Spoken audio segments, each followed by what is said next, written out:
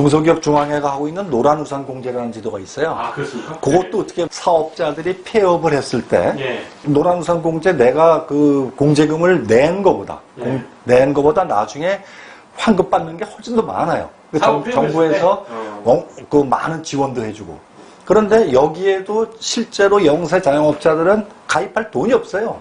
그러니까 노란우산 공제가 처음에 시작을 할 때 가입을 해야 되는데 가입이 안 해요. 그러니까 그게 소상공인을 대상으로 한 보험입니다. 일본 제도를 벤치마킹한 건데 중소기업 중앙회가 어떻게 했냐면 의사, 약사, 법상 소상공인입니다.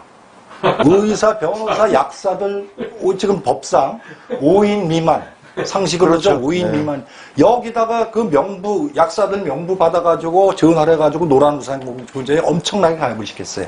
이런 것도 참 이게 우리가 많이 반성을 해야 될 상황이라고 생각합니다. 네. 자, 반성을 많이 해야 되고 소상공인들이라는 개념이 이제는 좀씩 잡혀가고 있는데 이런 세법이라든가 이런 부분들이 정말 소상공인들을 위한 세법으로 바뀌어야 된다. 우리가 이화체에 걸쳐 이제 근로장려 제도에 대한 문제점, 그리고 현장의 목소리를 지금 듣고 있습니다. 근데 좀 바뀌어야 될 게 너무 많네요. 그러니까 그렇습니다. 근로장려 세제가 안 받아야 될 사람들이 받아가고 이 형평성에 대한 문제잖아요.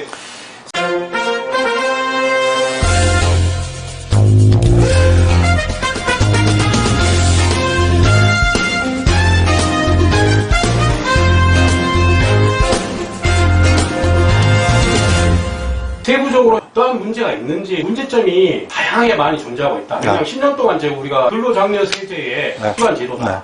우리가 찬성한다. 이건 꼭 이명박 정권과 박근혜 정권 때 이제 제도가 개선이 된 게 아니라 계속 후퇴하는 방향으로 나갔잖아요. 전체 기조가 그러다 보니까.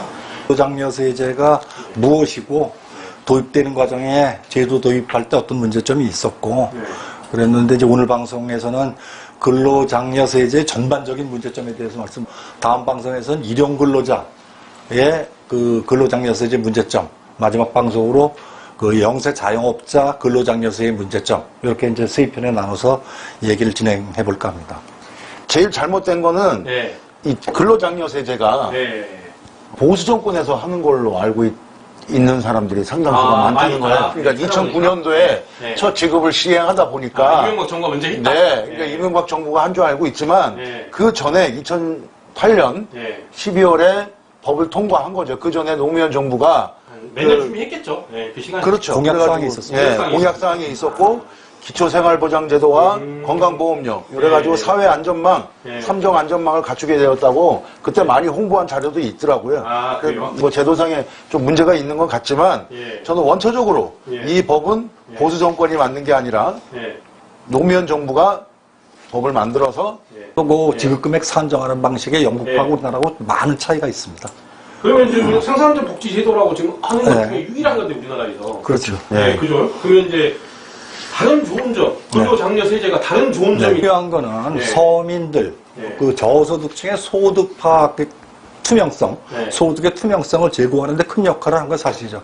아직도 엉망진창이지만 그래도 그나마 그런 게 됐던 게 좋은 거리고 기업의 당시 비자금 창구를 막았다는데도 큰 기여를 했습니다. 대체로 기업들이 비자금 마련하는 창구가 매출 누락을 해서 마련하든지 아니면 가공 비용 계산하는 방식인데 설명을 좀 구체적으로 이제 가공 비용 계산할 때 그 외국 사람들이 보면 비웃는 얘기가 있어요. 웬간한 기업들은 건설 회사들을 주로 재벌 기업들이죠. 다 갖고 있어요. 그 당시에 저는 뭐 회계감사 많이 다니고 그럴 때 보면 건설 회사를 통해 갖고 비자금을 만들기가 너무 좋아요. 그 당시 회계감사를 나가 보면 그 인건비 현장에서 임금 지급 대장이라는 걸 이렇게 있어요. 그러면 임금 지급 대장에 저쪽 그 캐비넷 밑에 가면은 도장 꾸러미가 있어요. 그 도장만 하나 찍으면 일당이 다 비자금입니다. 하나하나씩 찍으면. 그래갖고 이런 돈 가지고 조성한 그런 돈을 가지고 정경유착, 뇌물 주고 이렇게 했었던 게 아주 뭐 비일비재했던 사례입니다. 국세청이 세무조사를 하거나 공인회계사가 현장에 나가서 회계감사를 할 때 도장 쭉 찍은 영수증을 갖다 놓으면 이게 정말 가공경비인지 제대로 집행된 경비인지 알 방법이 없어요. 왜냐하면 비교할 대상이 없어요. 크로스 체크할 대상이 없었던 거죠. 그런데 근로장려세제가 시행이 되면서 일용 근로자들한테 인건비 지급한 걸 옛날에 도장만 찍고 현장에 그냥 회계 증빙으로 덮어뒀으면 됐는데 그 기업이 국세청에 보고를 해야 되거든요. 그 보고를 하게 되면 그 국세청에서 그걸 본인한테 통보를 해줍니다. 그럼 내가 예를 들어서 일용 근로자 현장 가서 뛰었는데 나는 어디 건설회사 가서 일한 적이 없는데 일했다고 나오면 이 사람이 국세청에 클레임을 걸거든요. 그럼 그거 자체가 비자금을 조성했다는 확실한 증거가 되죠. 그러니까 그런 걸 굉장히 억제하는데 큰 기여를 했다고 봅니다. 가공의 임무를 세워놓고 거기에다가 임금을 지급한 형태로는 지금은 거의 불가능하죠. 왜냐하면 뭐 지금 말씀하셨다시피 내 소득이 얼마이고 이제는 근로장려금을 내가 받아야 되는데 그걸 알아야 되는 거죠. 그러네. 예. 지금은 정상적으로 4대 보험을 들고 뭐 이제 자기의 소득이 어느 정도 이제 파악되는 순간부터는 이런 비자금을 자금 형성하기가 굉장히 어렵죠. 그렇지만 그렇지만 또 어떤 내용이 비하인드 간물주 있죠. 간물주. 간물주 안에 임대가 들어있는 임대 회사에서 뭐 가공에 급여를 주고 그거를 뭐 비장으로 빼고 건물주는 건강보험료나 기타 뭐 소득에서 진짜 근로장려세제는 저소득층의 실질적 소득을 지원해주기 위해서 만든 제도이기 때문에 저소득층의 소득 금액이 가구별 소득 금액이 이 사람이 영세 자영업자건 일용근로자건 이 사람들의 소득을 파악하는 굉장히 중요한 소득 파악 인프라 역할을 하고 있습니다. 인프라가 되겠네요. 그렇습니다. 그래서 근데 이제 일용근로자 같은 경우에는 소득 파악할 수 있는 유일한 인프라가 일용근로자 임금지급 명세서, 분기별로 사업자들이 국세청에 제출해야 되는 그 임금지급 명세서입니다. 근데 이 임금지급 명세서가 이거를 건설회사가 허위로 국세청에 제출을 했다. 하게 되면 이거는 옛날 같으면 그걸 검증할 방법이 없었지만 지금 이제 근로자가 신청을 하니까. 그렇죠. 이제 검증이 될 수 있죠. 그래서 그렇다면은 정부나 개인이나 내가 줄 돈이 이게 맞는지 아닌지를 심각하게 따져보는 게 기본이거든요. 그렇다면은 정부에서는 근로장려금을 영세민들한테 이제 일용근로자나 영세 자영업자들한테 돌려줄 때 정말 내가 파악하고 있는 소득이 정말 진실한 소득인지 정말 맞는 소득인지 정확한 데이터인지 이거를 좀 확인을 하고 줘야 되는데 안타깝게도 그렇지 못하다는 그런 현실들이 많이 있습니다. 이런 것들은 4회차 방송에서 말씀을 드리겠습니다.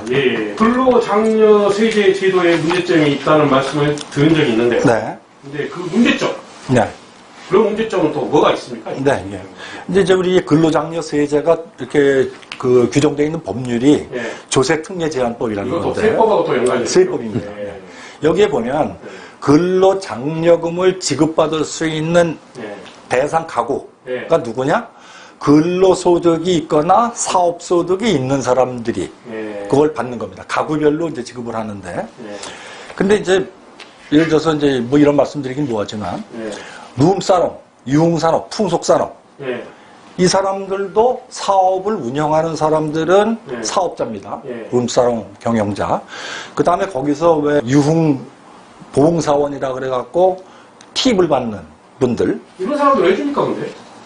법에 그렇게 돼 있어요. 사업소득이나 근로소득이 있는 사람들한테는 근로장려금을 지급하게 돼 있어요. 사람들은 갖다가 이건 사회 통념상 제가 보기에는 문제가 있다고 보이는데 총장님 생각은 어떠십니까? 이런 저도 반대합니다. 반대하시죠? 네, 반대합니다. 정말로 이거는 문제점이 있네.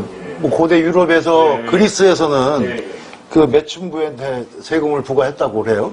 그래가지고 참 아이러니하게 사랑의 여신인 아프로디테 신전을 만들었다 합니다. 유럽의 매춘부 종사자들 우리도 세금 내겠다고 시위하는 것도 봤고 매춘은 현행법으로 금지되어 있잖아요. 그렇지만 소득이 있는 곳에 세금이 있다라는 그런 말도 있는데 이 불법적으로 돈을 번다고 세금을 납부해야 된다. 그러니까 2013년도일 거예요. 뭐 여수에서 노래방 도우미들이 그 소개비 절약을 위해서 노래방 협동조합을 만들었던 얘기도 들었습니다. 이런 지금 근로장려 세제의 좋은 점을 악용한 그런 사례가 될 수 있겠네요, 이게. 그죠, 소장님? 악용한 사례라는 건 아니고 제도를 시행할 때 이런 사람들을 배제시켜야 되는데 안 된다. 그러면 이제 정부 당국이 이걸 알고 좀 제가 볼 때는 법을 개정을 통해서라도 신규층만 바꿔도 충분히 이거는 막을 수 있다라고 지금 생각하거든요, 제가. 그러니까 뭐 단체가 있습니까 또? 소상공인 단체가? 있습니다. 아, 있습니까? 네. 근데 공렬하게 반대하겠네, 이 사람들도.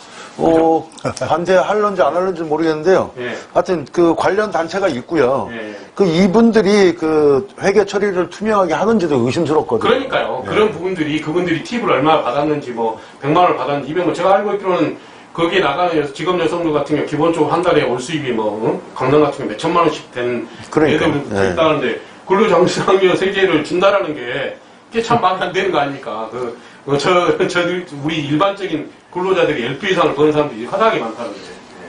근로라고 하는 개념은 네. 땀 흘려서 일을 하는 건데 네. 이게 융업에 종사하시는 분도 이렇게 줘야 되는 거는 좀 죄송하지만 네. 저는 아니 근데 전 개인적으로 아니라고 웨이터를 하신다든가 뭔가 서빙을 하신 분들은 물론 이제 그런 부분들에 대해서까지는 저도 이제 판단을 좀 유보를 해야 되고 저희들이 네. 그렇지만 그 나가는 직업 여성들까지 그 근로장려세제 혜택이 된다. 이거는 좀 문제가 있지 않을까 이런 생각이 좀 드네요. 네. 이제 좀 본론 들어가서요. 그러면 소장님 이제 다른 문제점은 없나요 이게? 다른 그럼 문제? 이제 그 다음에 이제 네. 그 우리 전문직 자영업자라고 그러죠. 네. 의사, 변호사, 회계사 뭐 이런 사람들. 네. 전문직 자영업자들도 세법상으로는 사업소득자입니다. 아, 그럼 전문직 사업소득이 자영업자도? 있으면 네. 이 사람들한테도 근로장려금을 줘야 되는데 아, 이게 뭐 아무리 뭐 세상에 뭐 변호사들이 뭐 지금 네. 뭐 말했자로 걸레질을 한 분이 있다 하더라도 네. 이런 사람들한테까지 네. 근로장려금을 지급하는 건 좀 사회통념상 좀 문제가 있다는 까지 겁니다. 줘요? 지금 사업소득자이기 때문에. 네. 그 다음에 또 하나는 예. 우리 지금 지난번에 저 왜 주택 임대 소득 해가지고 예. 금년부터 과세가 된다 그랬지 않습니까? 그렇죠. 예. 그래가지고 제가 알기로는 몇십만 명에 달하는 주택 임대 사업자가 사업자 등록을 했어요 국세청에. 예. 근데 이 사람들은 재산 소득자예요. 예. 절대 그렇죠. 땀 흘려 번 불로소득이죠, 돈이 이거는. 불로소득이죠. 네, 불로소득. 근데 어쨌든 세법상 사업자입니다. 그리고 네. 사업소득이 있습니다. 그럼 이런 사람들한테도 근로장려금을 줘야 되는 건지 네. 이건 잘못됐다고 저는 생각합니다.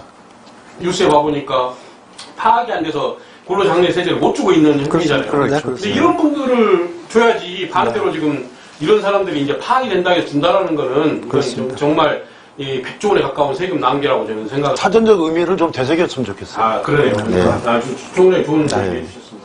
그러면 지난 방송에 저희가 이제 기본적으로 이제 이런 분들, 시장에서 일하신 분들, 폐지 줍는 노인 160만. 네. 예. 플랫폼 노동자들. 네. 이분들이 정말 땀을 흘려서 네. 돈을 벌잖아요. 네. 이런 분들. 근데 네. 이분들은 실질적으로 파악이 안 되고 있고. 네. 정부가 이제 만약에 이런 분들을 파악하는데 뭔가 통계청이라든가 국세청이라든가 얼마 전에 오늘 발표했나요? 어제 네. 발표했나요? 네. 이제 우리가 고용보험. 고용보험에 대해서 이렇게 전체적인 것들을 주겠다. 네. 그럼 이제 아마 저희 방송을 보셨는지 안 보셨는지 모르겠지만 제대로 파악하시기 위해서 나서신 것 같은데 그분들을 파악하려면 전체적으로 이제 이런 구체적인 사안들이 좀 없어질 네. 수도 있겠네. 그렇게 되기를 바랍니다. 네. 그러니까 국회 21대 국회가 이런 분들을 정말 제대로 파악하기 위해서 네. 그러니까 이제 소장님 그잖아요. 저희가 늘 말하는 형평성. 네. 네. 그런 내용에 대해서 좀 네. 설명을 좀 비교 설명을 좀 해주시면 좋을 것 같습니다. 이제 고용보험 관련된 얘기는 좀 나중에 좀 얘기를 진행할겠고요. 아, 예. 시장에서 힘들게 일하시는 분들이 근로장려금을 주고 싶어도 예. 소득 파악이 안 된다 예. 말씀하셨잖아요. 예. 페이지 줍는 노인 말씀하셨는데 예. 대리기사 소득 제대로 파악되고 있습니까? 안 되죠. 예. 라이더들 소득 파악 제대로 되고 있습니까? 안 되죠. 이런 사람들에 대한 소득 파악 빨리 해야 될 어떤 인프라 메커니즘을 빨리 구축을 해야 됩니다. 이런 사람들이 그러네요. 보장되는 사람과 소득이 있는데도 불구하고 예. 정부가 파악을 안 하려고 160만이 적은 숫자입니까? 라이더나 이런 사람들 합치면 지금 대리기사 합치면 수백만입니다 지금. 잠깐만 소장님. 네. 우리나라 노인 인구가 몇 명인가요? 모르겠습니다. 160만이면 거의 다 아닙니다. 그거보다 훨씬 더 많죠. 그거보다 훨씬 많죠. 훨씬 많죠. 훨씬 많습니다. 네, 아, 네. 그럼 이러세요? 네. 그 다음에 이제 지금 네. 농업, 축산업. 예. 이분들도 분명히 땀 흘려서 일했습니다. 네. 근데 이분들도 지금 우리 세법상 네. 농민소득, 예. 정부에 등록돼 있는 농민이 아닌 경우에는 네. 소득 파악을 하려고 생각을 안 했어요, 그동안. 예. 그러다 보니까 농업, 정말 영세한 농민들, 영세한 축산업에 종사하는 분들도 분명히 땀 흘려 일했음에도 불구하고 정부가 소득 정보가 없기 때문에 근로장려금 못 줍니다. 진짜 그러니까 엉망이네, 이분들. 네. 굉장히 그건 뭐 페이지 주는 노인이나 라이더나 다 마찬가지죠. 억울하죠. 네. 정말 고생해서 일하는데 네. 아침부터 저녁까지. 근데 이제 이게 일부 세무서, 그러니까 전체가 다 그런 건 아닌데 아까 왜 제가 근로장려금은 소득세 징수액에서 차감하는 형태로 그쵸. 나온다고 그랬잖아요. 근데 지금 원격지 있는 세무서들, 농촌 쪽에 이렇게 있는 세무서들 이런 데 보면 소득세 전체 징수액보다 근로장려금 지급액이 많아요. 그러니까 세무서 단위로 보자면 소득세 징수액이 마이너스가 되는 경우가 많아요. 그건 있을 수가 없는 얘기거든요. 그렇다면은 정말 소득 파악을 위해서 저소득층의 소득 파악을 위해서 정부가 정말 많은 더 노력을 기울이고 어떤 관심을 가져야 될 때가 아닌가 이런 생각이 듭니다. 네. 자, 소장님, 지난 5월 1일이죠. 대통령 직속 정책기획위원회에서 포스트 코로나 시대의 정치 지형의 변화 정책 세미나를 했어요. 그때 이제 코로나19 과정에서 전 국민이 건강보험이 쓰는 공로자라는 건 다 아는 사실이고 건강보험처럼 전국민 고용보험을 갖추는 것이 포스트 코로나의 과제가 아닌가. 자, 그러면 전국민 고용보험 제도와 근로장려세제와 어떤 이제 상관관계가 있는지 이 상관관계가 우리가 그 관계에 대해서 한번 얘기해 주시면 좋을 것 같아요. 우리나라 이제 전체 통계청 자료를 보면 전체 취업자가 한 2,700만 명 정도 되는데 고용보험 가입자가 한 1,300만 명, 1,400만 명은 공중에 붕 떠 있는 거죠. 그런데 이제 그 중에서 공무원이나 교사들 이런 사람들은 공무원연금이나 사학연금에 의해서 커버가 됩니다. 그 빼고 나면 한 1,000만 명 정도는 고용보험에서 완전한 사각지대에 있어요. 정부에서는 플랫폼 노동자라고 통칭을 하는데 플랫폼 노동자라고 한 울타리 내에서 얘기할 수 있는 문제가 절대 아닙니다. 100만 명보다 저는 훨씬 많은 숫자라고 보는데. 더 많이 있겠죠. 그 이제 스펙트럼을 쭉 이렇게 늘어놓고 보면 소득 파악이 비교적 용이한 데가 어디냐면 보험회사의 보험 설계사 이런 분들은 삼성생명에서 그 수당을 주기 때문에 소득 파악이 비교적 쉬워요. 제일 끝에 근로자가 아니면서 정부는 이제 특수직 고용자라고 표현을 하지만 저 오른쪽 소득 파악이 어려운 쪽에 가면 페이지 줍는 노인, 라이더, 택배기사 이런 분들이 있습니다. 이런 분들을 한 울타리에 놓고 얘기를 할 사안은 절대 아니라고 봅니다. 요거 구분을 제대로 잘 해가지고 파악을 해야 되는 것이고 근데 지금 만약에 라이더 같은 분들이나 대리기사 같은 분들을 사례를 들어보죠. 이분들이 지금 코로나19 사태가 벌어져가지고 고용보험 혜택을 받지 못해서 생계에 굉장한 지장이 있다. 먹고 살기 힘들어졌으니까 굉장히 중요한 사안입니다. 그런데 실질적으로 보면 그거보다 더 급한 사안들이 있어요. 그분들 라이더 같은 분들 지금 보험이 없어요. 오토바이 그렇죠. 가다가 사고가 나면 그 목숨이 왔다 갔다 하는 일인데 그때 다쳐도 무슨 보험 혜택을 받을 일이 없어요. 그렇다면 제가 보기에는 이분들에 대해서 고용보험 가입시켜주는 사안보다 보험이나 이런 거를 커버해주는 사안이 더 위중하고 급한 사안이라고 생각합니다. 제가 볼 때는 헌법까지도 바꿔야 된다고 생각을 해요. 지금까지는 사용자라는 개념과 근로자라는 개념밖에 없었는데 특수직 고용자라는 이 스펙트럼 안에 있는 사람들은 이 사람들이 사업자인지 근로자인지 애매모호하고 같이 있는 사람들이죠. 어떻게 보면. 그렇죠. 이런 사람들에 대해서 대한민국 국민인데 이분들이 어떤 직종에 속하는지 개념 정의부터 내려야 됩니다. 그리고 이 사람들 직종 부분은 누가 하나요? 그건 이제 노동부에서 하게 돼 있는데 전반적으로 법에 완전한 사각지대에 있어요. 라이더가 뭐 하는 사람이냐? 근로자냐? 사업자냐? 개념이 없어요. 그걸 이렇게 구분을 명쾌하게 해가지고 요 구분 단위별로 고용보험 가입보다 더 급한 것이 그 사람들이 대한민국 국민으로서 최소한의 인간으로서 누려야 될 인간다운 생활을 해야 될 기본적인 요소를부터 파악을 하고 그 다음에 고용보험을 하려고 해도 가입을 하려도 고용보험료를 걷어야 돼요. 징수를 하지 않으면 이 사람도 고용보험 커버할 방법이 없어요. 그렇다면 소득 파악입니다 또. 그럼 라이더나 페이지 줍는 노인의 소득 파악을 어떻게 할 것인가? 이런 사전적인 논의가 충분히 이루어진 다음에 고용보험 가입 얘기가 나와야지 뜬금없이 그냥 고용보험 가입시키자? 뭐 이거는 뭐 허공에서 이야기가 될 가능성이. 고용보험 정책을 정부 입장에서는 만들자라는 내용이 아닐까. 만들자는 거죠. 네, 만들려면 건데 선행해야 될 작업들이 전제 조건이 있어야 된다라는 그렇습니다. 얘기죠. 네, 선행돼야 될 전제 조건. 그러니까 이 일의 우선순위가 네. 바뀌었다고 생각해요. 고문수님도 그 생각엔 동의하시나요? 네. 네, 그러니까 지금 계속 이제 스킵을 누른 거죠. 네, 앞으로 가기 위해서. 위해서. 네. 네, 그러면 이제 전체적으로 봤을 때 소상공인들이 지금 알고 있기로는 2%도 가입 안 되는 걸로 알고 있습니다. 네. 고용보험에. 네. 안 된 이유는 네. 그거에 대한 부담이잖아요, 부담. 그러니까 어려운 사람, 소상공인 입장에서 매출도 안 오르는데 네. 본인 거 고용보험 낸다는 것도 부담인데 네. 근로장려세제도 중요하지만 10만 원 넣으면 네. 나중에 이재명 시장이 아마 시도를 했을 거예요. 그거를 10만 원 넣으면 100만 원으로 이렇게 이 양쪽 두 분 다 했습니다. 두 분 다 했습니까? 네. 아, 예. 그런 제도처럼 네. 본인들이 10,000원이랑 2만 원 정도만 아주 그냥 현실적인 돈을 넣으면 네. 추후에 자기가 65세에 돌려받는 네. 그런 식의 제도도 상당히 좋을 것 같아요, 제가 보니까. 고용보험료를 내는 게 나중에 자기가 폐업을 했을 때 네. 분명히 돌아오는 혜택이 더 많습니다. 알아요. 충분히 알아요. 아는데 당장에 먹고 살 게 없어. 당장 지금 입에 풀칠을 하기가 힘들어 그렇죠, 죽겠는데 그렇죠. 그런 점들을 그런 문제점들을 알고 제도 설계를 하고 정책을 개발해야 될 거라고 생각이 듭니다. 그러면 이제 한 100분의 1만 내고, 막 이렇게, 난 좀, 제가 보니까, 네. 한 5만 원을 넣어. 네. 5만 원이 아니라 이제 5만 원 중에 한 5천 원만 넣어. 네. 그럼 나중에 이걸 좀 깎아주는, 아니, 그러니까 좀 덜 받는 그런 것도 있잖아. 그걸 악용하는 자영업자도 상당수가 아, 생길 알겠습니다. 거예요. 아, 네. 예. 그러니까 뭐 일단 가입하는 절차나 네. 이런 건 간편하게 해주고 네. 또 이 사람들이 자기가 보험을 들으면 좋다는 거 모릅니까? 자동차 보험 왜 듭니까? 유사시잖아요. 네. 그러면 유사시. 보험이라는 거는 유사시의 개런티를 받기 위해서 드는 건데 네. 고용보험에 대한 거는 그런 개념이 없어요. 이분 자영업자들이.